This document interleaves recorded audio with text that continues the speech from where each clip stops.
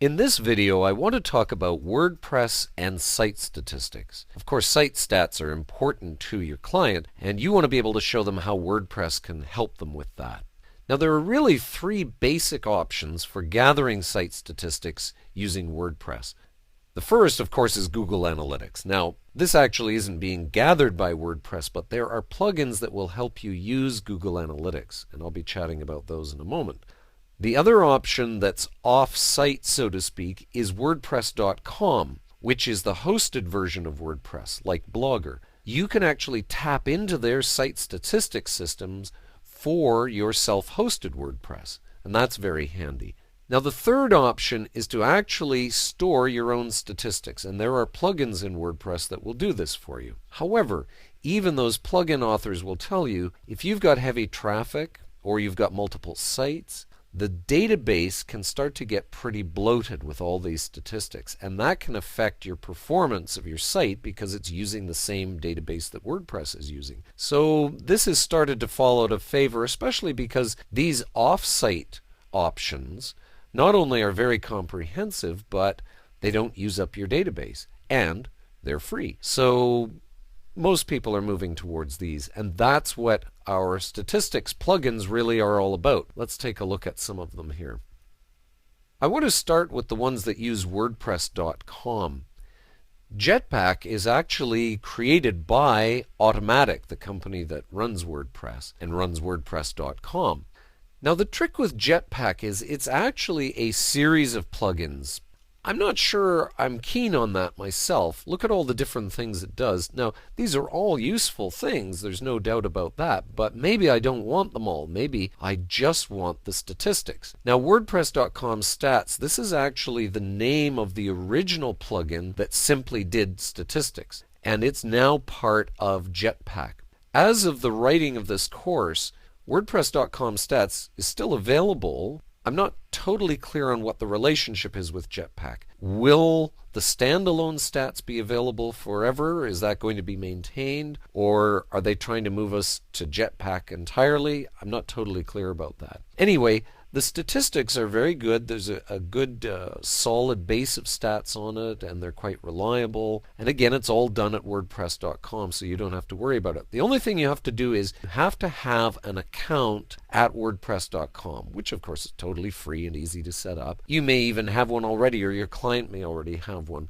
You just set it up through that account. You don't have to have a blog or anything on WordPress.com, just an account. And that's how it ties in. And again, as I say, a lot of these other features are quite useful, like the shortcode embedding and the short linking using wp.me. There's lots of interesting options on here. Again, WordPress.com stats, as of this writing, is still available. Again, you're going to need an account at WordPress.com to use it. There's an API key they'll give you that you can plug in. And again, this is something you can set up for your clients and get them going on, that they don't even have to be involved in it. All right, Google Analytics. Now, this is the one that everybody's using these days, and it is such a marvelous set of statistics and very simple to use.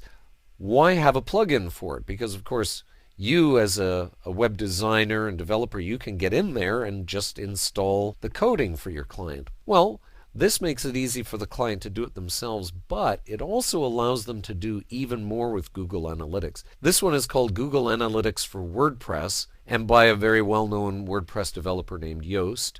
And basically, it allows you to do things like track outbound links and downloads, for example. It also allows you to track individual things like authors or categories, post types, which is very handy now with custom post types these days, and the year of publication, all kinds of things you can track that you can't do easily with Google Analytics itself. You can do it, but there's a lot of setup involved that is made very easy by the plugin.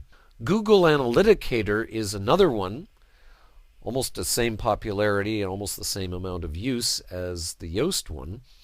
Same sort of thing again, it allows you to track extra things on Google Analytics. So it's not just about the installation of the code, it's about supporting it in other ways, in more advanced kinds of tracking. And that can be very useful for your clients. So those are some examples of Google Analytics and WordPress. And one final one I want to mention here is WP Stats Dashboard. This is a great plugin for analytics for your social media. And it will track all kinds of things. Let's just go down here and see. Technorati ranking, your delicious saves, dig followers, Twitterers, LinkedIn connections, Clout scores, you name it.